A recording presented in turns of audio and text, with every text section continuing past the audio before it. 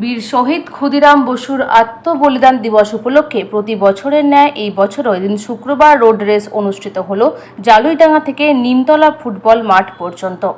পূর্বস্থলী 1 নম্বর ব্লকের D1 FIR এর উদ্যোগে অনুষ্ঠানটি অনুষ্ঠিত হয়। আগামী 3 দিন ধরে চলবে বিভিন্ন রকম অনুষ্ঠান। একদিন রয়েছে রক্তদান শিবির। উদ্যোক্তাদের তরফে ব্লকের কৃষক সভার সম্পাদক শাহাদুল খান তিনি এদিন বলেন, আমরা যেদিন অনুষ্ঠান করি তার আগের দিন রাজ্যের প্রাক্তন মুখ্যমন্ত্রী বুদ্ধদেব ভট্টাচার্য প্রয়াণে আমরা শোকাহত। আমাদের এই অনুষ্ঠান চলবে 11 তারিখ পর্যন্ত। শেষ দিন কৃতি ছাত্রছাত্রীদের সংবর্ধনা, বিভিন্ন সাংস্কৃতিক অনুষ্ঠানের মধ্য দিয়ে এই অনুষ্ঠানের সমাপ্তি হবে। হাজির ছিলেন CPM এর প্রাক্তন বিধায়ক রতন দাস সহ বিভিন্ন বাম কর্মী সমর্থকেরা। আমরা প্রতি বছরই 31 বছর আমাদের ক্ষুদিরাম বসু আত্মবলিদান দিবস 11ই আগস্টকে সামনে রেখে আমরা প্রতি বছরই সমুদ্রগড় ক্ষুদিরাম বসু শহীদ দিবস উদযাপন কমিটির পক্ষ থেকে DIF এর পরিচালনায় আমাদের যে কর্মসূচি আমরা পালন করি 9 থেকে 11। আজ 9 তারিখ আমাদের হচ্ছে রোড রেসের মধ্যে দিয়ে জালুইডাঙ্গা মোড় থেকে নিমতলা ফুটবল মাঠ পর্যন্ত রোড রেসের মধ্যে দিয়ে আমাদের এই অনুষ্ঠানের সূচনা।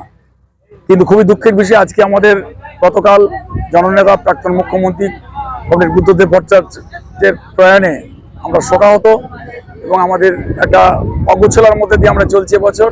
যাই হোক, তবু হচ্ছে আমরা কর্মসূচি বজায় রেখেছি। আমাদের রোড রেস শেষ হয়েছে, এরপরই ফুটবল খেলা, 8 দলের ফুটবল খেলা, এক দিবসীয় ফুটবল খেলা শুরু হবে এবং আগামীকাল কাঞ্চতলা নবান্ন সংঘ ক্লাব প্রাঙ্গণে রক্তদান শিবির অনুষ্ঠিত হবে এবং 11 তারিখে মূল অনুষ্ঠান নিমতলা বাজার সমবায় সমিতির সামনে। ওইখানে হচ্ছে মূল মঞ্চে শহীদ দিবস পালন, মাধ্যমিক উচ্চ মাধ্যমিক কৃতি ছাত্রছাত্রীদের সম্বর্ধনা এবং পুরস্কার বিতরণী অনুষ্ঠান এবং সাংস্কৃতিক অনুষ্ঠান অনুষ্ঠিত হবে।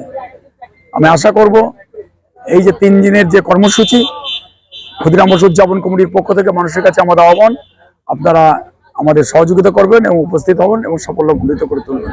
কত বছর থেকে হয়ে আসছে? আমাদের 31 বছরে এবছর আমরা পা দিলাম। 31 বছর করেছিলাম, 30 বছর আগে, আবার 31 বছর, 31তম।